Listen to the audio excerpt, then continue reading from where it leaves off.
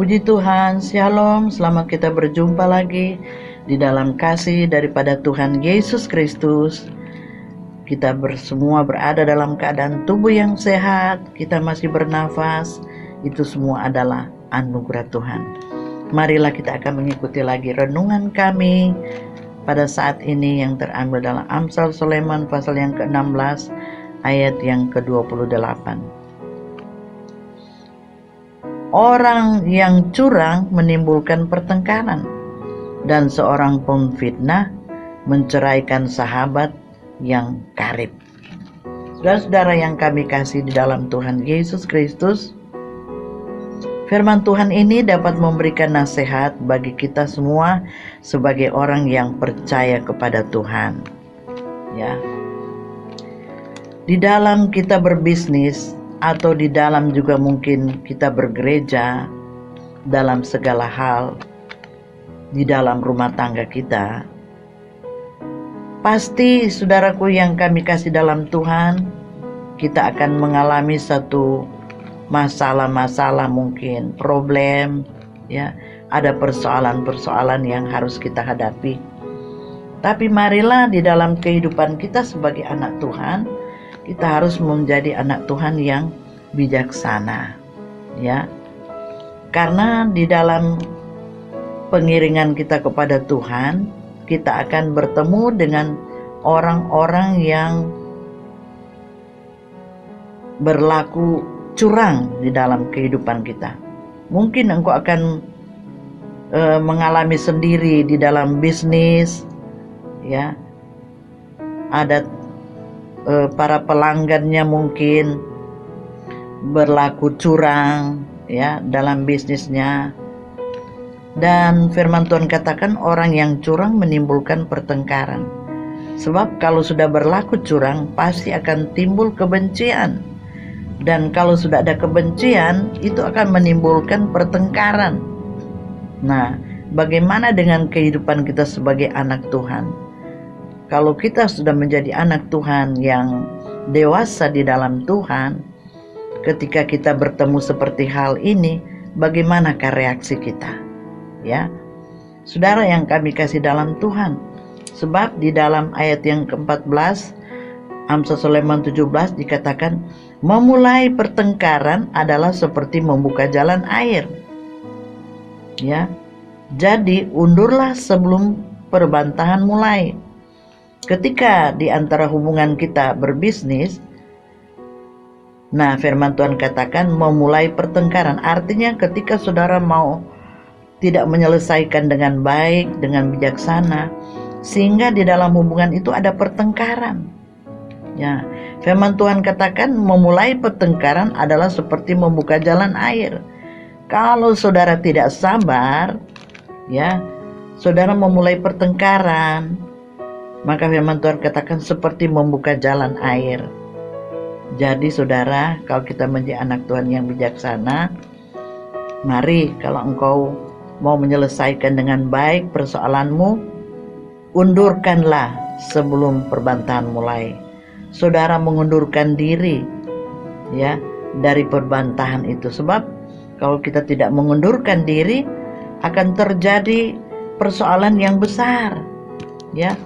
Firman Tuhan katakan di dalam Amsal Sulaiman pasal yang ke-14 ayat 17, siapa lekas naik darah berlaku bodoh, tetapi orang yang bijaksana bersabar.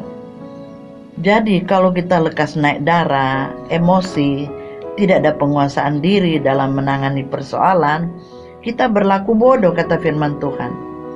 Tetapi orang yang bijaksana bersabar. Jadi orang yang bijaksana bersabar. Ya, ayat yang Amsal Sulaiman 16 ayat 32 dikatakan, orang yang sabar melebihi seorang pahlawan. Orang yang menguasai dirinya melebihi orang yang merebut kota. Puji akan nama Tuhan. Kalau saudara sabar menangani persoalan ini, maka firman Tuhan katakan orang yang sabar melebihi seorang pahlawan. Ya, orang yang menguasai dirinya, artinya tidak emosi, dia bisa menahan diri, dikatakan firman Tuhan melebihi orang yang merebut kota. Luar biasa. Ya, marilah kita sabar di dalam menghadapi berbagai-bagai masalah, realita kehidupan. Baik dalam rumah tangga, baik di dalam bisnis, marilah kita jadi anak Tuhan yang sabar. Ada penguasaan diri supaya tidak terjadi hal-hal yang tidak baik, hal-hal yang tidak baik, ya, hal-hal yang kurang pantas kita akan alami. Dikatakan di sini orang yang curang menimbulkan pertengkaran. Ya, memang kalau sudah curang akan menimbulkan pertengkaran. Tapi marilah kita mau belajar sabar menaati firman Tuhan. Dan seorang pemfitnah menceraikan sahabat yang karib. Seorang pemfitnah menceraikan sahabat yang karib. Ya, di dalam bersahabat yang karib, kalau sudah ada fitnah, ya, pasti akan terjadi perceraian. Karena ayat yang ke-17 dalam Amsal Sulaiman 17, seorang sahabat menaruh kasih setiap waktu. Jadi seorang sahabat betul-betul dia menaruh kasih setiap waktu. Kalau saudara mempunyai sahabat yang memang betul-betul baik, dia akan menaruh kasih setiap waktu. Tapi yang tidak sahabat yang baik, dia akan meninggalkan saudara. Katakan di sini, ya. Seorang sahabat menaruh kasih setiap waktu dan menjadi seorang saudara dalam kesukaran. Puji akan nama Tuhan. Kalau kita mempunyai sahabat, ya, seorang sahabat menaruh belas kasih setiap waktu dan menjadi seorang saudara dalam kesukaran. Jadi seorang saudara dalam kesukaran. Puji akan nama Tuhan. Mari kita berdoa. Kami mengucap syukur atas kebenaran firman-Mu pada saat ini.